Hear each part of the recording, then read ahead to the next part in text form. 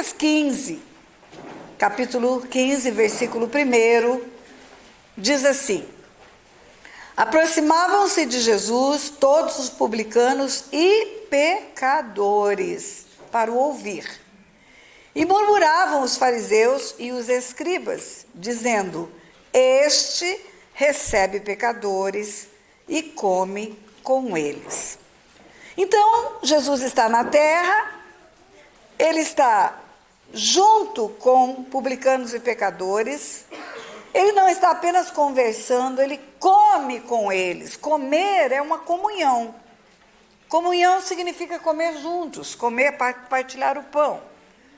Jesus então está na terra e ele está andando com pessoas que não o conhecem, que não sabem que ele é o Filho de Deus, que não sabem que ele é um religioso. Ele está como um homem comum, andando com pecadores e andando com publicanos. E a estirpe religiosa, a alta estirpe religiosa, os doutores da lei, os homens que são os líderes espirituais, criticam Jesus por isso.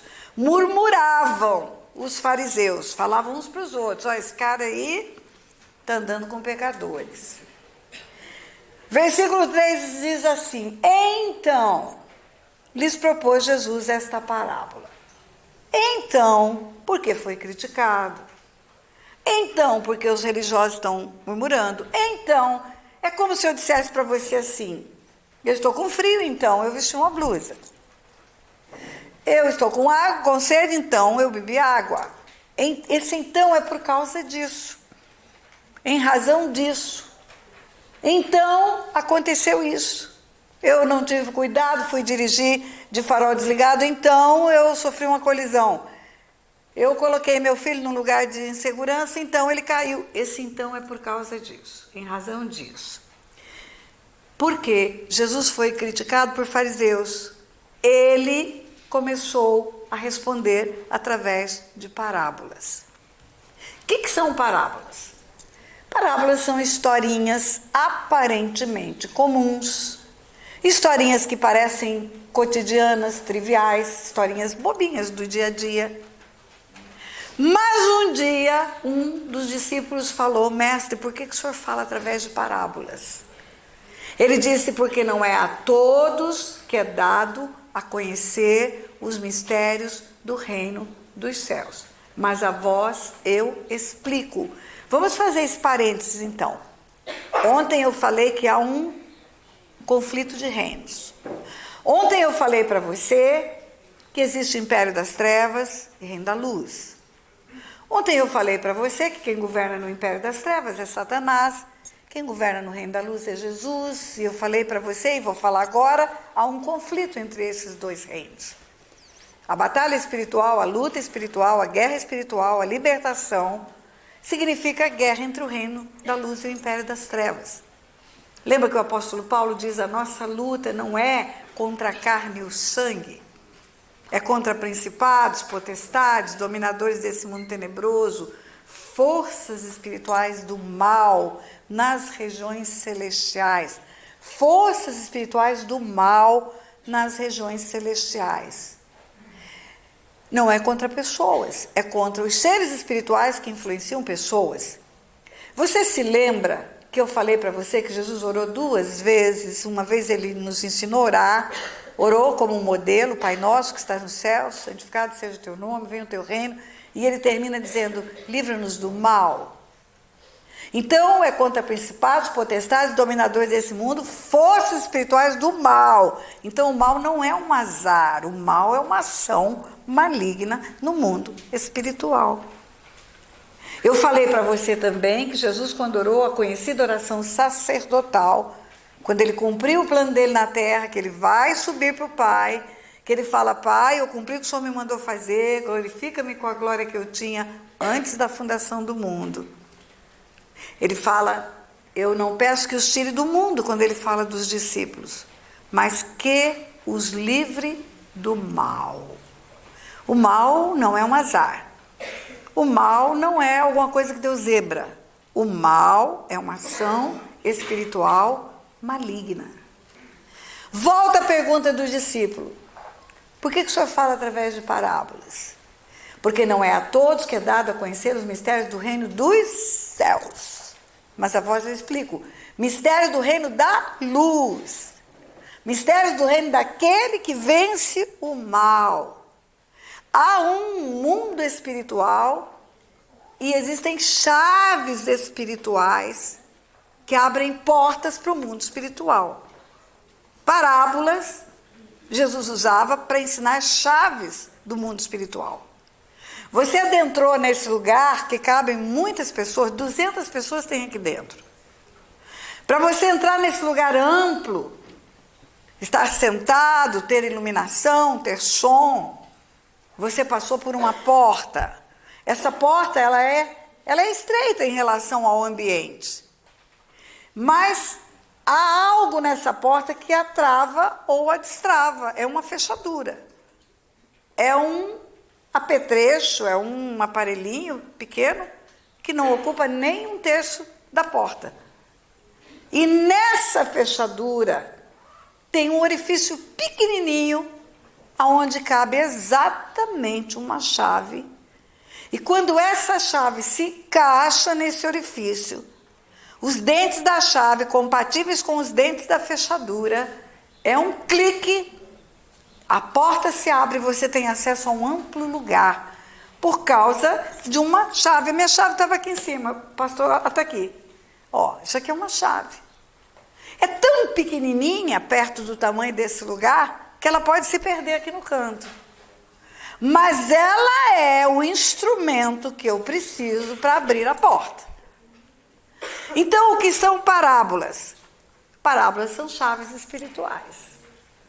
Parábolas são chaves para trazer compreensão de coisas espirituais. E Jesus diz para o discípulo: não é a todos que é dado a entender os mistérios do reino dos céus, mas a vós eu explico. Milhões e milhões e milhões de pessoas na face da terra vão ler essas parábolas e vão ver apenas uma história. Milhões e milhões de pessoas vão ler essas parábolas e vão falar apenas de uma ovelha perdida, de uma dracma perdida, de um filho pródigo. Mas Jesus não estava falando disso. Jesus estava dando uma chave espiritual para que aquelas pessoas entendessem um mistério tremendo no mundo espiritual. E eu vou falar disso para você agora. A parábola do filho pródigo, eu escolhi das três a maior. As três tiveram a mesma finalidade: responder aos fariseus. Então, Jesus respondeu aos fariseus. Então, passou Jesus a falar-lhes através de parábolas. E a parábola do filho pródigo é muito conhecida por todo mundo na face da terra. Igual o Salmo 23. Todo mundo conhece o Salmo 23, até quem não é cristão. Como é a parábola do filho pródigo? Um homem tinha 2 filhos e o mais novo chegou para o pai e lhe pediu a parte que lhe cabia na herança. O mais novo chegou para o pai. Vou recomeçar, que eu estava para gravar e esqueci. Então, a parábola do filho pródigo é a seguinte história. Um homem tinha 2 filhos, o mais novo chega para o pai e pede a parte que lhe cabia nos haveres, na herança. A Bíblia diz: o pai repartiu, está escrito. Versículo 2, o mais moço disse ao pai: pai, dá-me a parte dos bens que me cabe, e ele repartiu. Lhes é para os 2. Lhes é plural. Ele repartiu a eles. Lhes repartiu é repartir a eles. Herança para um, herança para outro. Eu tenho 2, vou dividir a herança no meio, essa é sua, essa é sua. E esse mais novo foi embora. Passado não muitos dias, juntou tudo que era seu, partiu, foi para uma terra distante, lá dissipou todos os seus bens, vivendo dissolutamente. Vamos lá.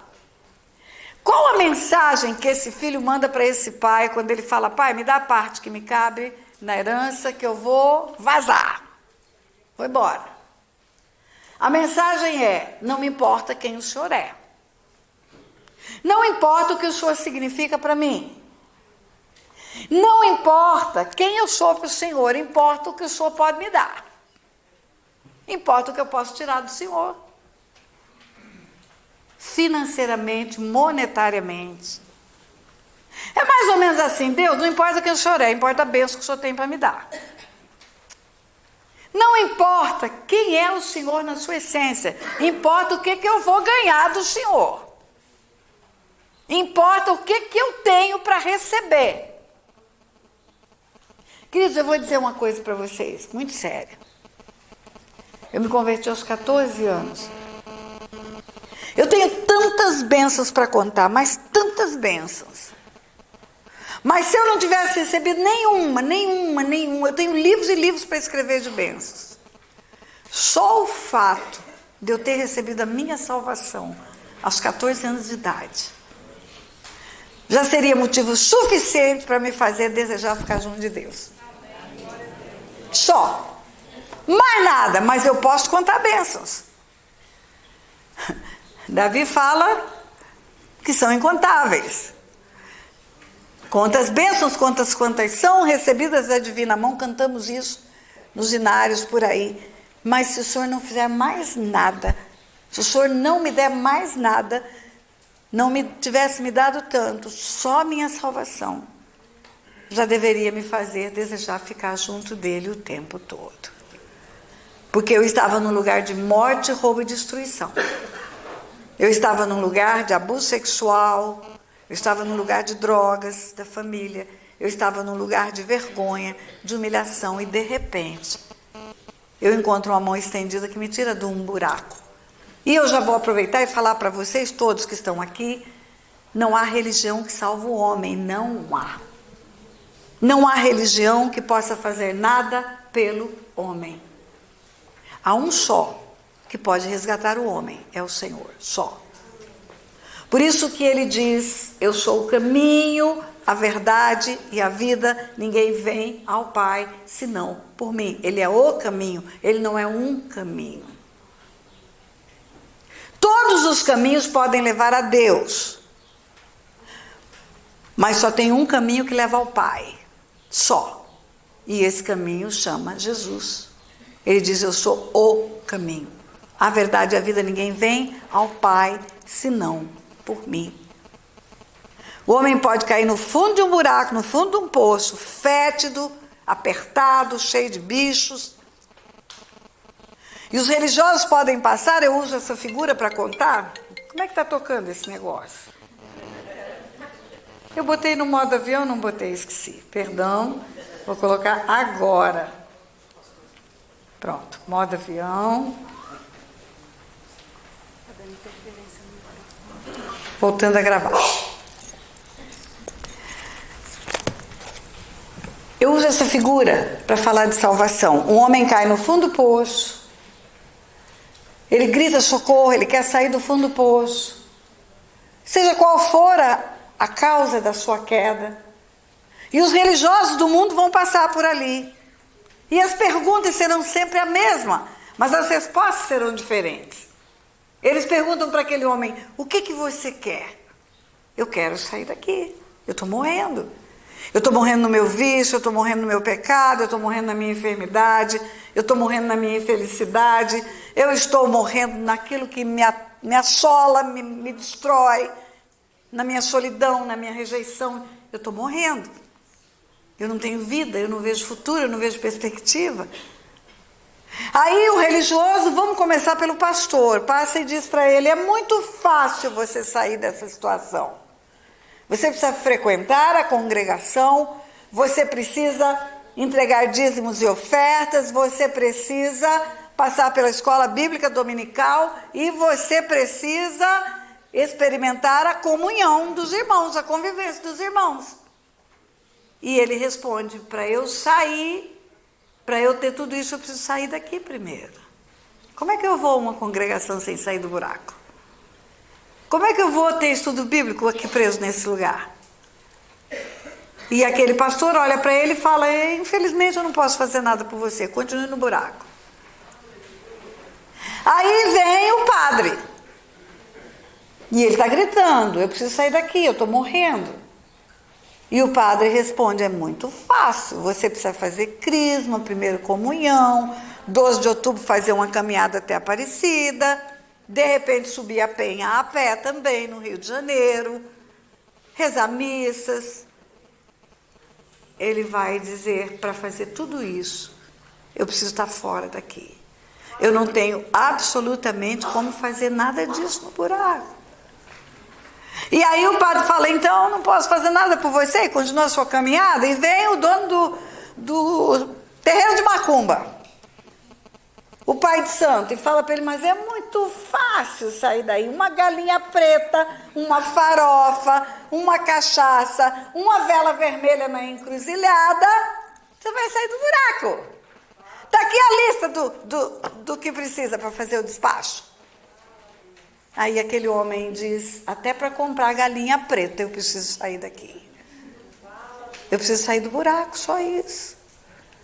E o pai de santo vai embora, coça a cabeça, fala, não posso fazer nada por você. E aí veio o líder do centro espírita, kardecista, e fala, é muito fácil. São várias reuniões, você precisa ler a Bíblia segundo Allan Kardec, beber água fluida, fazer preces, visitar pessoas. Você precisa cuidar dos órfãos e das viúvas. Você precisa fazer boas obras. Você vai conseguir. Você vai conseguir. Na próxima reencarnação, você sai do buraco. Não ria não, queridos. É sério isso. Aí o homem diz, então, eu vou ter que ficar aqui. Porque eu não posso fazer nada disso no buraco. E vai embora aquele líder, e vem todos os religiosos, vem o líder do budismo também. E fala, é muito fácil, uma roupa branca, posição de lótus, profunda meditação, precisa ter pensamentos positivos, esvazia sua mente. Se você puder subir num lugar alto, no pôr do sol, roupa branca, posição de lótus, vai ser maravilhoso. Até para comprar roupa branca eu preciso sair daqui. E ele está morrendo, e ele está morrendo, e ele está morrendo. E religião nenhuma pode tirar ele do buraco. Quando ele não acredita em mais nada, em mais ninguém, ele escuta uma voz mansa e suave, que faz a mesma pergunta, o que você quer? Porque é isso que perguntaram para ele. E a mesma resposta, eu quero sair daqui. Eu preciso sair daqui. Eu estou morrendo.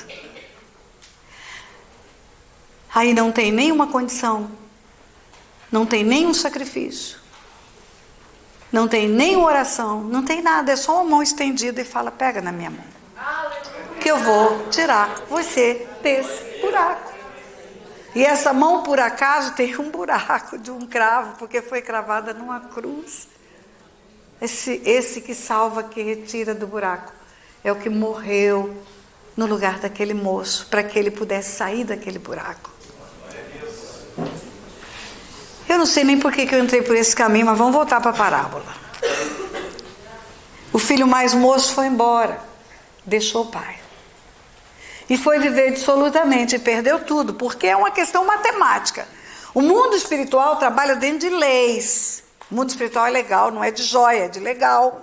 Império das Trevas, Reino da Luz. No Reino da Luz existe a bênção. Existe a provisão, existe a proteção. No Império das Trevas existe um ladrão que mata, rouba e destrói. Saiu da presença do Pai, foi para o Império das Trevas, vai perder tudo, mais cedo ou mais tarde. Perde casamento, perde saúde, perde dinheiro, perde tudo.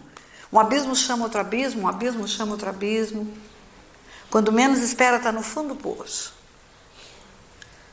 Gastou tudo, perdeu tudo, acabou-se tudo. E acaba dinheiro, acaba amigos, viu? Acaba saúde, acaba amigos também. Eu nunca me esqueço de uma jovem que eu atendi no interior do Brasil, Mato Grosso, lá em Nova Mutum, lá no interior. Essa jovem pisou na jaca, botou o pé na jaca, chutou a família, chutou tudo. Ah, minha galera é que é boa, meus amigos é que são bons, e caiu profundamente na anarquia. Sexo, droga e rock and roll, tudo que ela quis de prazer ela fez. E de repente ela está aidética naquele tempo que não tinha ainda o coquetel que mantém as pessoas vivas, saudáveis. E essa moça pegou AIDS no tempo do Cazuza, morria. E ela ficou muito ruim. E ela foi para um hospital. E ela ficou magra, seca, reganhada, essa é a palavra.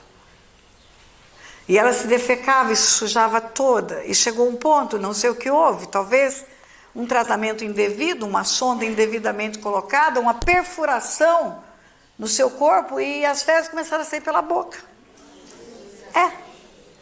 E foi nesse ponto que eu conheci essa moça.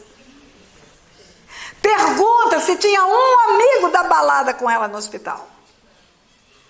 Pergunta se um jovem daquela galera que falava vamos pro barato da droga, estava lá cuidando dela. Era a mãe que estava cuidando. Era a mãezinha dela.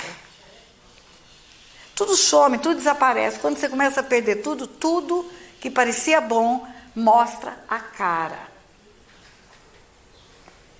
E aí esse moço caiu no fundo do poço.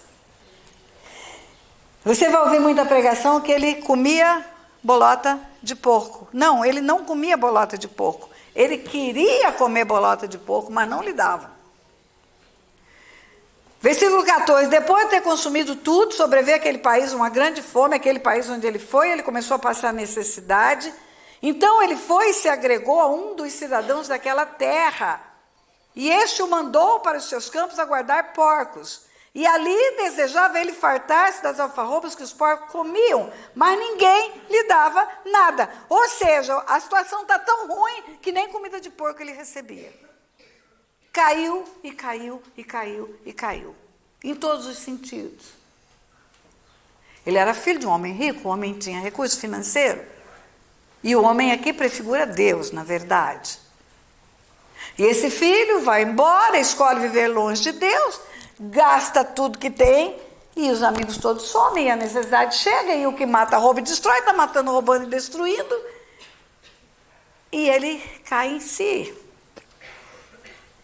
Versículo 17, então caindo em si, disse, quantos trabalhadores de meu pai tem pão com fartura e eu aqui morro de fome.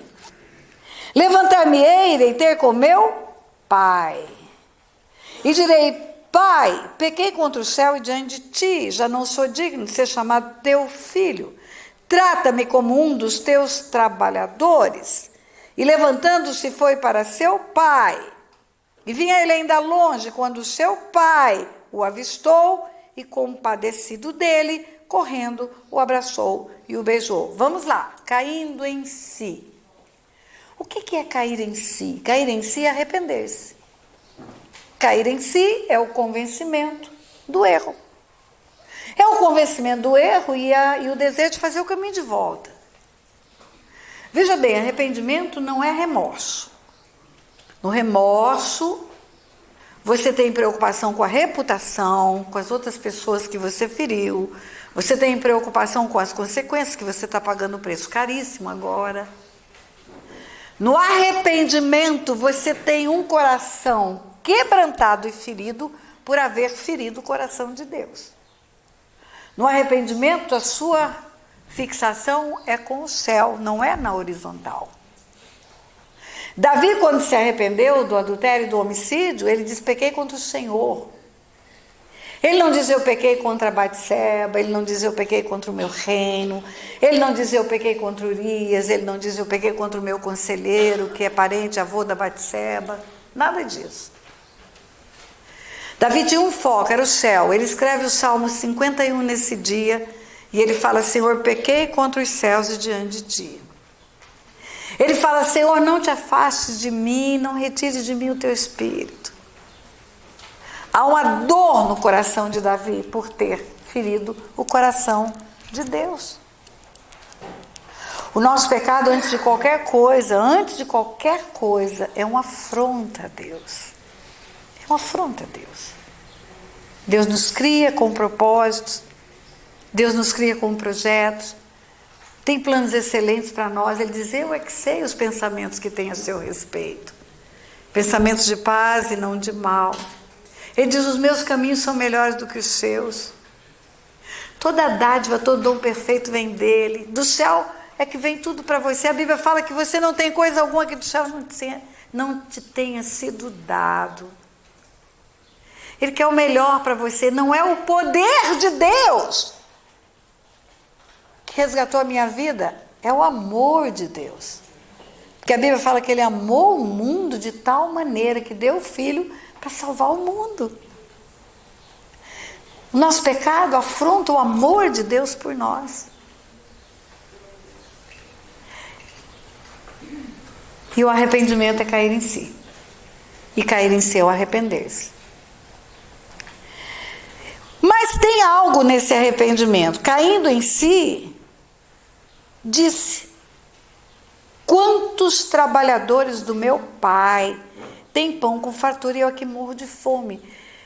Os que trabalham para o meu pai estão melhor do que eu, que sou filho do meu pai. Tem gente que é empregado lá na casa, é servo. Tem gente que é trabalhador e eles têm comida boa, porque o meu pai cuida dos empregados. E eu que sou filho, que fiz a besteira de deixar a fonte do amor que ele tinha por mim, agora não tem nem o que comer. A presença do Pai é condicional à nossa escolha. Você pode escolher ficar o resto da vida e viver a vida toda separado de Deus? Deus não quer pessoas que o adorem, obrigado. Mas o amor do Pai é incondicional. A Bíblia fala em Jeremias 31, com amor eterno eu amei. João 3,16, Deus amou o mundo de tal maneira. O mundo é o mundo. O mundo não é só a igreja. O mundo são hoje os 7 bilhões que estão sobre a face da terra. Amados e amados e amados por Deus. O amor de Deus é incondicional. Mas a presença dele é condicional, as nossas escolhas. É a lei da semeadura, o que o homem planta, ele colhe. Você nunca viu ninguém plantar abóbora e colher melão. Você escolhe o que plantar, mas você não escolhe o que colher. É consequência da sua semeadura. Esse homem cai em si. Ele é um filho, ele tem um pai, ele deixou esse pai, ele não levou em conta o amor desse pai, ele abandonou esse pai, caiu no mundo, gastou tudo, perdeu tudo, porque o ladrão pegou ele de jeito. Agora ele se arrepende. E ele pensa, eu volto, mas eu não vou voltar mais como filho, porque eu não vou mais ser recebido como filho. Ele não vai me receber como filho. Mas se ele me deixar ficar como empregado dele, eu já vou ficar melhor do que eu estou aqui. Porque até os empregados do meu pai estão melhor do que eu. Então, ok, tudo bem, eu perdi o papel de filho, não tem mais jeito, mas se eu for admitido como servo, eu já estou bem no filme. Esse é o discurso dele. Levantar-me-ei, irei ter com meu pai, e lhe direi, pai, pequei contra o céu diante de ti, já não sou digno de ser chamado teu filho. Trata-me como um dos teus trabalhadores. Não me trate como filho, eu sei que eu não mereço. Não sou digno disso. Mas me trate como um dos empregados. Pai, pequei contra o céu diante de ti, pai, eu reconheço o meu pecado. Reconheço a minha transgressão.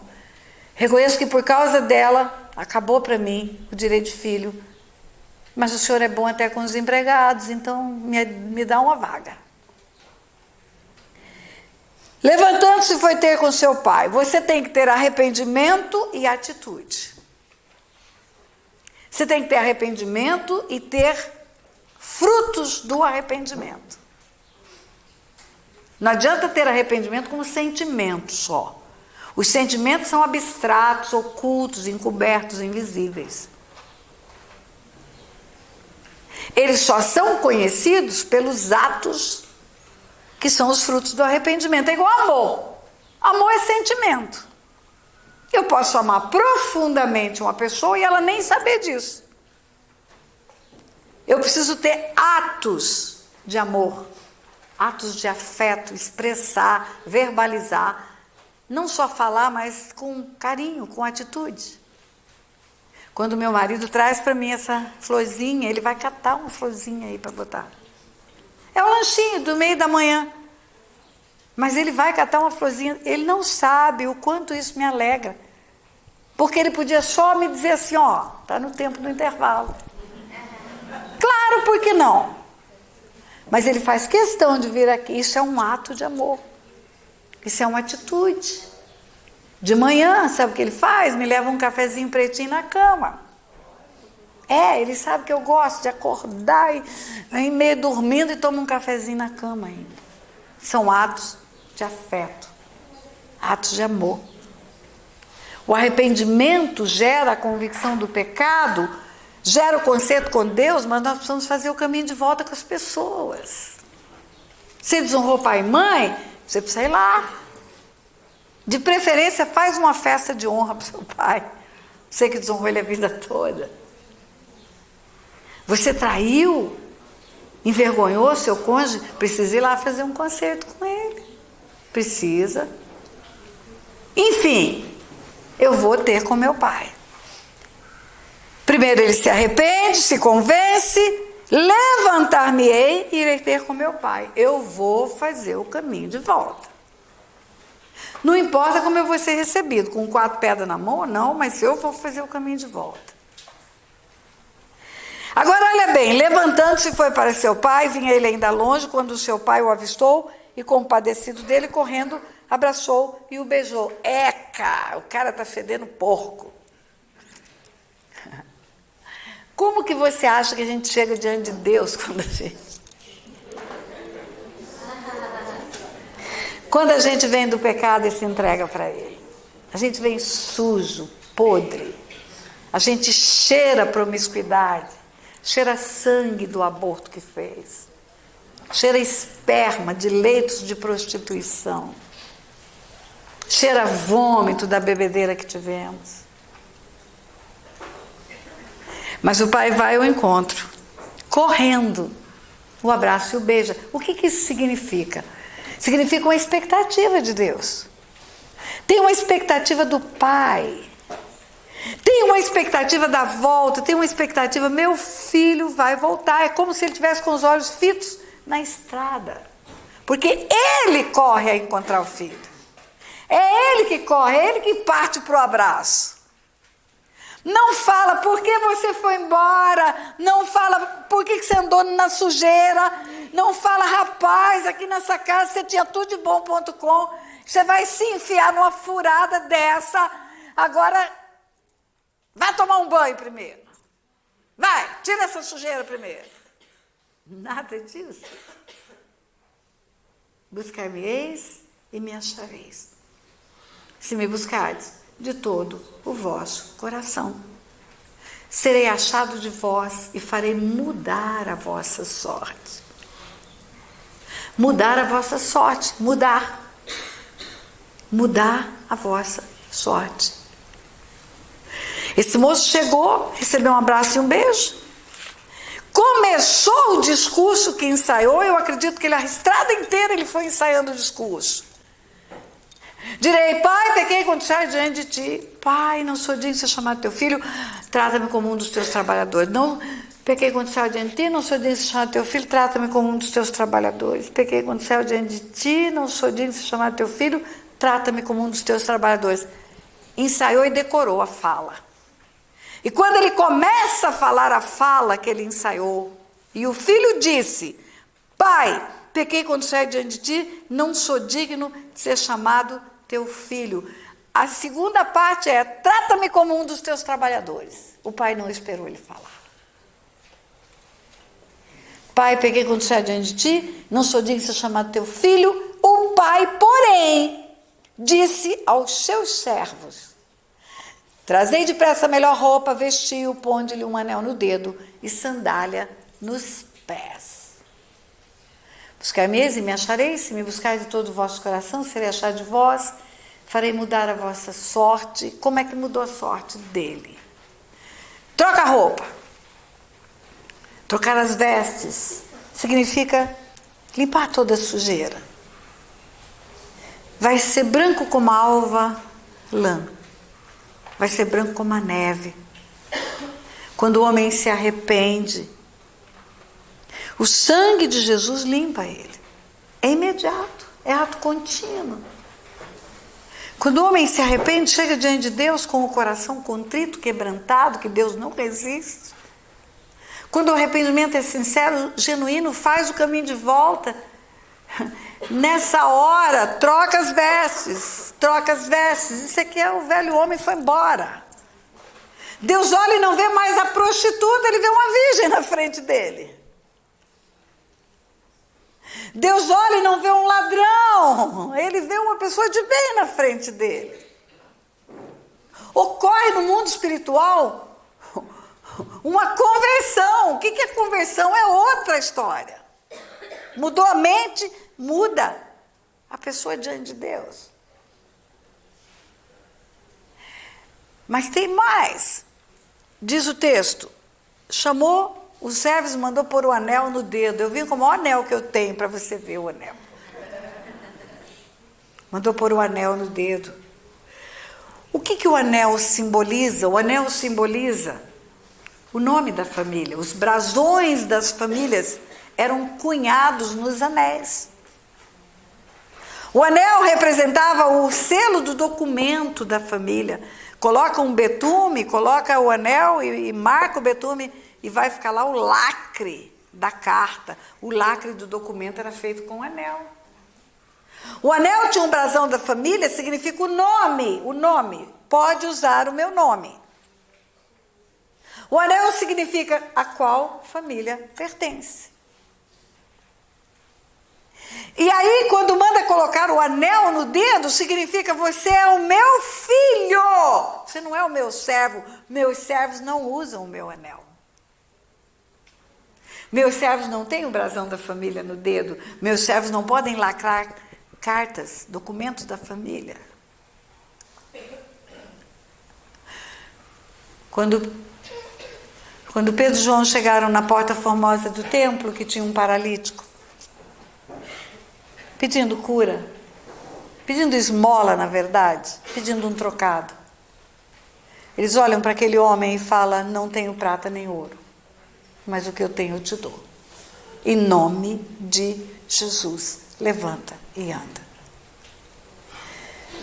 Aquele que é salvo, ele tem um nome.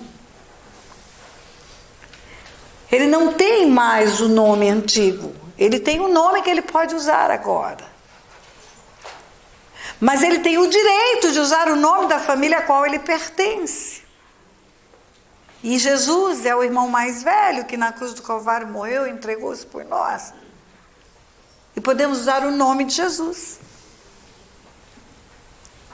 O nome de Jesus pode ser usado por nós em todos os momentos. Beto, fica em pé. Cadê o Beto? Em nome de Jesus, eu quero dizer algo para você. Você ontem teve uma atitude humilde, fez por humildade aqui na frente, eu sei disso. Você disse, eu sou um pequeno empresário. Em nome de Jesus eu digo, você é um grande empresário. Em nome de Jesus você vai crescer muito mais do que você pensa. Entendeu? Em nome de Jesus. E a sandália no pé. Anel no dedo, roupa limpa, sandália no pé. O que a sandália significa? O destino. Os teus pés significam o caminho que você vai fazer. Os nossos pés foram formados por Deus para caminharmos para frente. E em frente, em frente, em frente, em frente, em frente. Nossos pés foram formados para caminhar para frente. Sandália nos pés significa você é meu filho, pode usar o meu nome, e o seu destino agora é viver comigo por toda a eternidade. Quando o homem morre, o corpo volta para o pó e o espírito volta para Deus que o deu. O seu destino é viver com Deus eternamente. O seu destino não é viver separado de Deus. O salário do pecado é morte, e morte é separação de Deus. Eternamente separado. Tudo voltou ao que era antes. O filho volta a ser filho, vestes limpas. O passado não importa. O passado não importa. Importa a nova criatura que você é hoje, meu filho. E como nova criatura, autoridade espiritual, anel no dedo, você tem autoridade. Você tem um destino. E você tem vestes limpas diante de mim. Eu não vejo sujeira mais em você. E agora vamos partir para a festa. Trazei, olha o que ele fala para os empregados. Primeiro, trazei depressa a melhor roupa, vestiu, ponde-lhe o anel no dedo e sandália nos pés. Olha o tempo do verbo, é imperativo, trazei. É uma ordem. O pai dá uma ordem para os servos em favor do filho.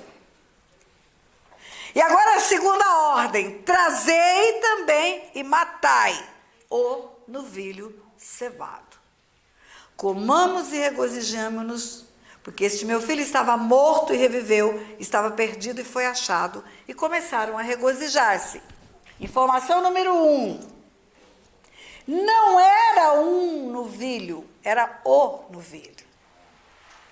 Qual é a diferença entre ser um e ser o? Um é indefinido. Qualquer um que você achar aí, o mais gordinho, o melhorzinho, você traz para a gente fazer o churrasco. Não. É aquele que eu coloquei para cevar, para fazer a festa do dia da volta do meu filho. Sabe o que significa isso? Expectativa. Há uma expectativa no coração de Deus que o homem chegue até ele. A Bíblia diz que tem festa no céu quando um pecador se arrepende. Quem que é pecador? Todo mundo. Todos pecaram, todos estão destituídos da glória de Deus. A estultícia mora no coração até da criança. O meu bisneto Nicolas tem 1 ano e 7 meses e se deixar ele enfia o dedo no olho do amiguinho. Porque tem uma maldade inata no homem. Os meninos tinham 4 anos de idade quando inventaram o micro-ondas. A mãe estava na escola dando aula. Eles botaram o gato no micro-ondas e mataram o gato assado no micro-ondas.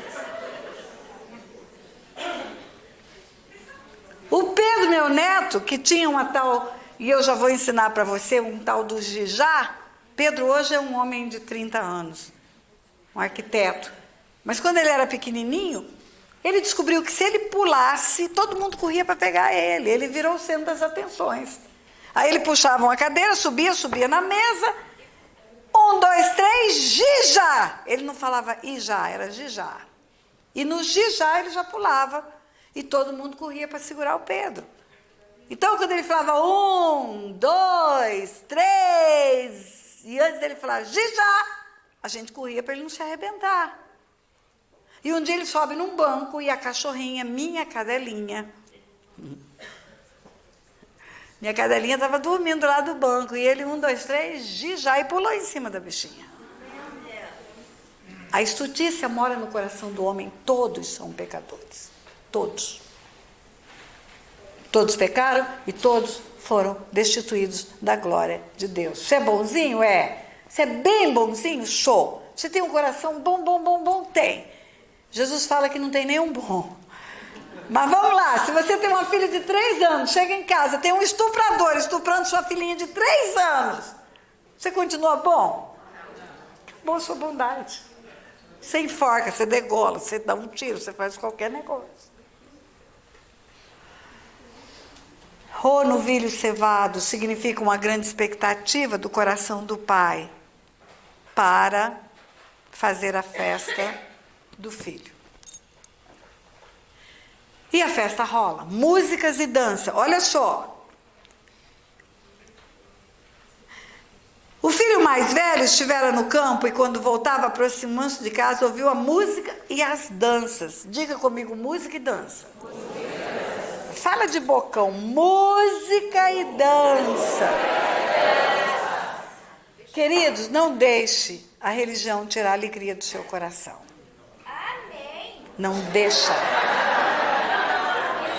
Olha, Deus não colocaria na palavra dele para falar da volta do filho pródigo músicas e danças se esse negócio não fosse agradável a Deus. Quando Deus deixou as ordenanças dele, ele já deixou as festas todas para o homem festejar. A natureza de Deus é alegre. E o homem pode alegrar-se diante de Deus. O irmão que estava no campo trabalhando, quem é o cara? É o mais velho. O certo certinho, que viveu tudo bonitinho, não foi embora, não pediu a pai da herança, não deixou o pai, está no campo trabalhando. O cara é bom, o menino é trabalhador. Não abandonou o pai nem um dia. E ele volta, e quando ele volta, que ele ouviu músicas e danças, ele chamou um dos criados. Ele é filho, ele tem criados, empregados, e perguntou-lhe o que era aquilo. E ele informou: veio teu irmão, teu pai mandou matar o novilho cevado, porque o recuperou com saúde. Ele se indignou e não queria entrar, ficou bravo. Ficou brabo. O pai saiu, procurava conciliá-lo. O pai deve ter saído do lugar da festa, foi lá fora, porque o criado veio e falou: olha, moço, seu filho está lá fora, está bravo, não quer entrar, tá nervoso. E o pai foi lá: meu filho. Mas ele respondeu a seu pai: há tantos anos que te sirvo, sem jamais transgredir uma ordem tua, e nunca me deste um cabrito sequer para alegrar-me com os meus amigos. O pai vai conciliá-lo e ele responde: há tantos anos que eu te sirvo. Há tantos anos que eu te sirvo e nunca me deste nenhum cabrito para comemorar com os meus amigos, vindo, porém, esse teu filho, que desperdiçou os teus bens com meretrizes, tu mandaste matar para ele o novilho cevado. O que tem por trás dessa fala? Tem sempre alguma coisa por trás da nossa fala. A nossa fala expressa o que o coração tem. A boca fala o que o coração está cheio. O que tem no coração desse moço? Eu não sou teu filho, eu sou teu servo. Eu te sirvo há tantos anos. A mensagem é: eu sou teu servo. E o servo serve precisando receber uma contrapartida. Ninguém trabalha de graça. Desde o tempo bíblico, digno é o trabalhador do seu salário. Não estou falando de serviço espiritual na igreja, serviço voluntário, eu estou falando de emprego. Esse moço está trabalhando no campo, está cuidando de ovelhas. Ele não está na igreja, ele não está servindo no reino. E ele fala para o pai: eu te sirvo há tantos anos, você nunca me deu nenhum cabrito. Eu nunca tive salário, por salário, nenhum cabrito. Eu trabalho de graça para o Senhor. Eu te sirvo há tantos anos. Eu sou teu servo. E eu não tenho nada em troca por ser teu servo. Mas o teu filho, eu sou servo e ele é filho, mas o teu filho gastou tudo que tinha com meretrizes. E o Senhor manda matar para ele o novilho cevado? O novilho cevado? Qual foi a resposta do pai? Então lhe respondeu o pai: meu filho, tu estás sempre comigo, e tudo que é meu é teu. Meu filho, tu estás sempre comigo, tudo que é meu é teu. O que tem no coração desse pai? Você não é meu servo, você não é meu empregado, você não é trabalhador contratado, você é meu filho, você é meu herdeiro. Tudo que tem aqui é seu, porque você é o meu herdeiro. Você não tem só um cabrito, você tem todos os cabritos. Todos os animais que estão na casa são teus, sabe por quê? Porque a herança que teu irmão recebeu, ele já gastou, agora o resto é seu. Tudo que é meu é teu. Tudo que eu tenho, eu estou entregando para você. E você ainda tem a mim, junto com a herança, você ainda tem o pai, que eu estou aqui. Você não consegue enxergar que eu sou teu pai, que você tem tudo e tem a mim? E o teu irmão, ele não é meu filho, ele é o teu irmão.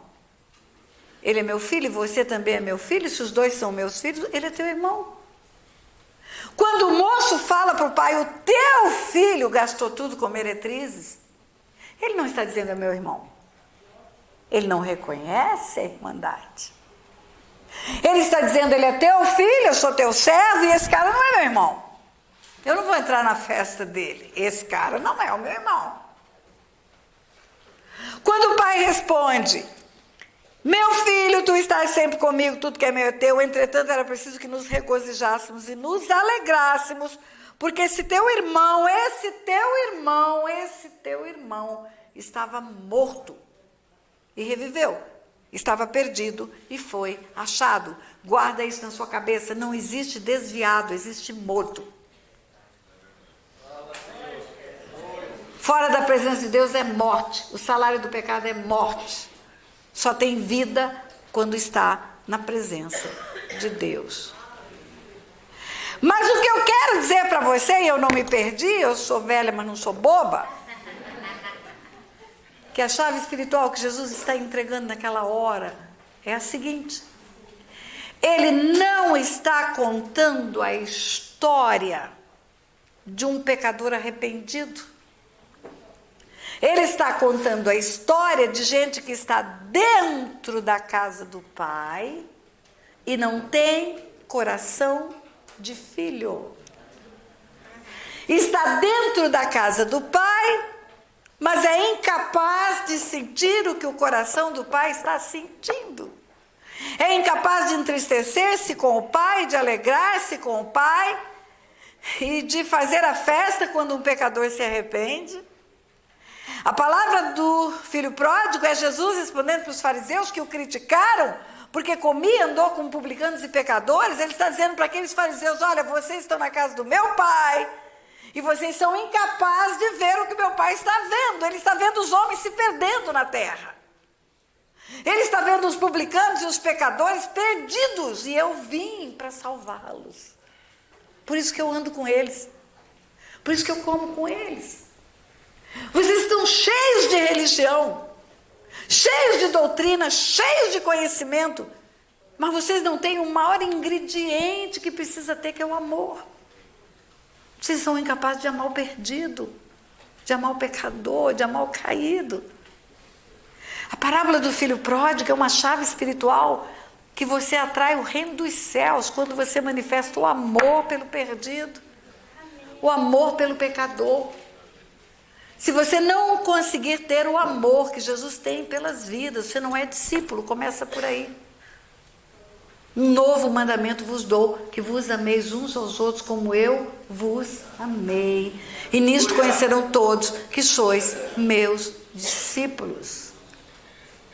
A parábola do filho pródigo é para gente que está dentro da casa do Pai, prestando cultos, fazendo adoração, mas são incapazes de olhar para Jesus e ver que ele usava a sinagoga para ensinar. O dom de mestre dele era exercitado na sinagoga. Mas o dom do amor, da graça e da misericórdia era na aldeia. É aquela mulher que está indo sepultar o filho, uma viúva, só tem um filho, filho único, que está indo para o sepulcro. E Jesus vê aquela mulher com um sofrimento. Ela não pede para ele, ela não chora para ele, ela não fala nada. Não fala como Marta e Maria falaram. Senhor, se o Senhor estivesse aqui, ele não teria morrido. Ela só chora em cima do caixão. E Jesus olha para ela e tem misericórdia. É o coração na miséria do outro. E Jesus faz aquele menino levantar do esquife. É um líder romano, é um centurião. O servo do centurião está doente. Não é nem o centurião, é o servo do centurião. É o insignificante servo do centurião. O centurião não é judeu, não segue Jesus, não anda na caravana de Jesus, não tem nada a ver com Jesus. Mas é um homem bom. E tem um intermediário que conhece esse homem bom e fala para Jesus: olha, o servo dele está doente. E ele está pedindo para o Senhor ir curar. Talvez se fosse um de nós, diria: mas faz parte de que congregação? Qual é a denominação que ele frequenta? Ele já se converteu? Ele já veio para o nosso meio? Jesus não quer saber de nada. Jesus vai. E quando Jesus está perto, aquele homem fala: não entra na minha casa que eu não sou digno, manda uma palavra, só meu servo vai ser curado. Jesus manda a palavra, cura o servo. Manifestando a graça e do amor incondicionalmente, indistintamente, oferecido a todos. A parábola do filho pródigo é uma chave, Jesus falando para os fariseus, olha, vocês querem atrair o reino dos céus mesmo? Vocês querem que venha o reino dos céus mesmo? Pois então vocês saiam dessa empáfia da religião que vocês estão vivendo. E venham se tornar filhos. Filhos. Tem gente que bate no peito e fala, eu sou servo. Você não é servo, você é filho. Gálatas 4, a partir do versículo 4, diz assim, vindo à plenitude do tempo, Deus enviou seu Filho, nascido de mulher, nascido sob a lei, para resgatar os que estavam debaixo da lei, a fim de que recebêssemos a adoção de filhos. E porque vós sois filhos, porque foi adotado na cruz, porque vós sois filhos, Deus enviou ao vosso coração o Espírito do seu Filho,